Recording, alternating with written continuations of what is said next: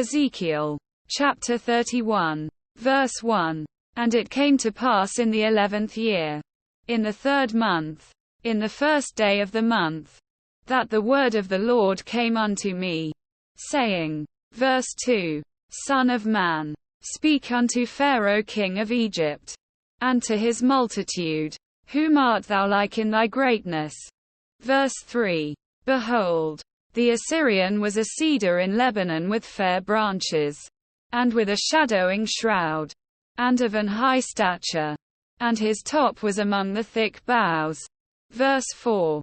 The waters made him great. The deep set him up on high with her rivers running round about his plants, and sent her little rivers unto all the trees of the field. Verse 5. Therefore his height was exalted above all the trees of the field, and his boughs were multiplied, and his branches became long because of the multitude of waters, when he shot forth. Verse 6. All the fowls of heaven made their nests in his boughs, and under his branches did all the beasts of the field bring forth their young, and under his shadow dwelt all great nations. Verse 7. Thus was he fair in his greatness, in the length of his branches, for his root was by great waters. Verse 8. The cedars in the garden of God could not hide him.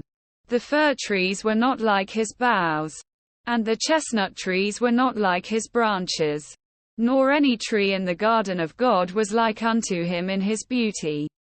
Verse 9. I have made him fair by the multitude of his branches, so that all the trees of Eden, that were in the garden of God, envied him. Verse 10.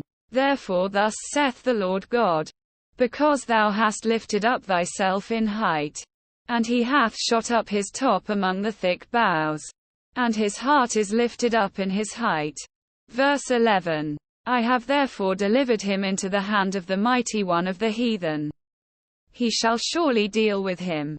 I have driven him out for his wickedness. Verse 12. And strangers, the terrible of the nations, have cut him off, and have left him. Upon the mountains and in all the valleys his branches are fallen, and his boughs are broken by all the rivers of the land. And all the people of the earth are gone down from his shadow, and have left him. Verse 13. Upon his ruin shall all the fowls of the heaven remain, and all the beasts of the field shall be upon his branches. Verse 14. To the end that none of all the trees by the waters exalt themselves for their height, neither shoot up their top among the thick boughs, neither their trees stand up in their height, all that drink water, for they are all delivered unto death, to the nether parts of the earth, in the midst of the children of men, with them that go down to the pit. Verse 15.